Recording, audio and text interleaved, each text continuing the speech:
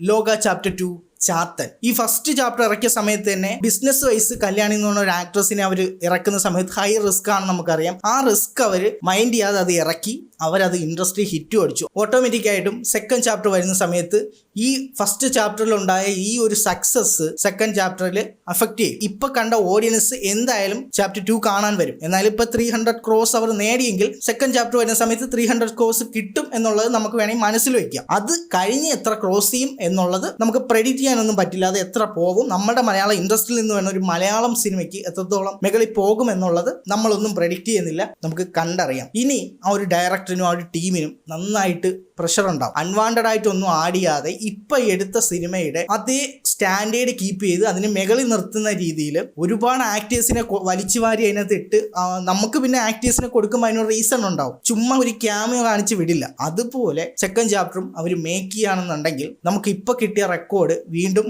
മുകളിലേക്ക് പോകും. ഒരു ലിമിറ്റഡ് ആയിട്ടുള്ള ഒരു ചെറിയൊരു യൂണിവേഴ്സ് അല്ല. ഇനി ഓരോ ചാപ്റ്ററുകൾ വരുംതോറും ഏതൊക്കെ ഇൻഡസ്ട്രിയിൽ വേണോ അതുപോലെ തന്നെ നമ്മളെ മലയാള ഇൻഡസ്ട്രിയിലുള്ള ഈച്ച് ആൻഡ് എവരി ആക്ടേഴ്സിനെ പുതിയ ഒരു ക്യാരക്ടറായിട്ട് കൊണ്ടുവരാൻ പറ്റും. നമ്മൾ മലയാള ഇൻഡസ്ട്രിയിൽ തന്നെ ലാലേട്ടനും മമ്മൂക്കയും കഴിഞ്ഞു കഴിഞ്ഞാൽ കുറച്ച് നമ്മളുടെ യങ് ആക്ടേഴ്സ് ഉണ്ട്. അവരെ സൂപ്പർ ഹീറോസിനായിട്ട് ഇവരെ ഇതിൻ്റെ ഉള്ളിലേക്ക് കൊണ്ടുവരണം. നമ്മൾ മോളിവുഡിലുള്ള എല്ലാ ആക്ടേഴ്സിനും ഈ ഒരു യൂണിവേഴ്സ്, ഈ ലോക എന്ന യൂണിവേഴ്സിന്റെ ഉള്ളിൽ ഓരോ സ്ലോട്ട് ഉണ്ടായിരിക്കണം. ബിഗ് സ്കെയിൽ ചെയ്ത് കൊണ്ടുപോകണമെന്നുണ്ടെങ്കിൽ നമ്മളെ മോളിവുഡിന്റെ ഒരു യൂണിവേഴ്സ് എന്നുള്ള ആ ഒരു ടാഗ് കംപ്ലീറ്റ് ആവും. ഞാൻ മുമ്പ് ലോകേഷിന്റെ ഫിലിംസിനെ കുറിച്ച് ഒരു കാര്യം പറഞ്ഞിട്ടുണ്ടായിരുന്നു. LCU എന്ന് പറയുന്ന ടാഗ് ക്രിയേറ്റ് ചെയ്ത് കഴിഞ്ഞാൽ LCUവിൽ എല്ലാ ആക്ടേഴ്സിനെയും അവർ ഇൻക്ലൂഡ് ചെയ്യും. ഈ എല്ലാ ആക്ടേഴ്സിന്റെയും ഫാൻസുകാർ LCU എന്ന ടാഗ് വരുമ്പോൾ കയറി കാണും. അതുപോലെ ഈ ഒരു ലോക എന്ന് പറയുന്ന ടാഗ് അവർ ക്രിയേറ്റ് ചെയ്ത് കഴിഞ്ഞു. ലോക എന്നുള്ള ടാഗ് വന്നു കഴിഞ്ഞാൽ ലാലേട്ടനും മമ്മൂക്കായും ലോക എന്ന യൂണിവേഴ്സിന്റെ ഉള്ളിലുണ്ടെങ്കിൽ ലോക എന്ന ടാഗ് ഇട്ടുകൊണ്ട് കല്യാണിയുടെ വീണ്ടും ഒരു സിനിമ വരുവാണെന്നുണ്ടെങ്കിൽ അതിലും ആൾക്കാർ ഈ ലാലേട്ടനും മമ്മൂക്ക ഫാൻസും എല്ലാവരും കയറും. അങ്ങനൊരു ക്വാളിറ്റി ഈ ഒരു യൂണിവേഴ്സ് ക്രിയേറ്റ് ചെയ്യുമ്പോൾ ഉണ്ട്.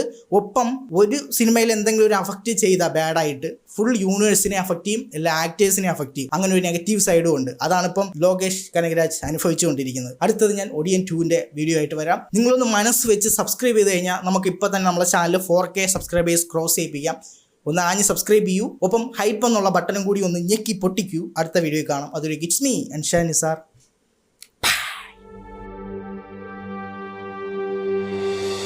2.5 മണിക്കൂറിൽ ഒതുങ്ങുന്ന ഒരു സിനിമയായിട്ടല്ല ഞാൻ എൻ്റെ സിനിമകളെ കാണുന്നത്. ഞാൻ ക്രിയേറ്റ് ചെയ്തെടുത്ത ക്യാരക്ടേഴ്സ് ജീവിക്കുന്ന ഒരു വേൾഡ്, എനിക്കിഷ്ടപ്പെട്ട കഥകൾ ഇഷ്ടപ്പെട്ട രീതിയിൽ ഫാൻറ്റസിയും ഹൊററും ഡ്രാമാറ്റിക് ആയിട്ടുള്ള എല്ലാ ടൈപ്പ് ജേണേഴ്സും ആ ഒരൊറ്റ വേൾഡിൻ്റെ ഉള്ളിൽ നടത്താൻ പറ്റുന്ന രീതിയിൽ ഒരു ഇൻട്രസ്റ്റിംഗ് ആയിട്ടുള്ള ഒരു വേൾഡിനെ ക്രിയേറ്റ് ചെയ്യുക. അതെൻ്റെ ഫ്യൂച്ചറിലേക്ക് വേണ്ടിയുള്ള ഒരു ഫിലിം മേക്കിങ്ങിന് വേണ്ടിയുള്ള ഒരു ഷോക്കേസിങ്.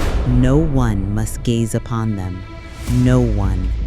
For those who do, their own soul may be taken by the stars.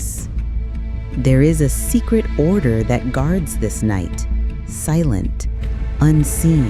Oh, what? They are called the Black Lords. Why are they doing this?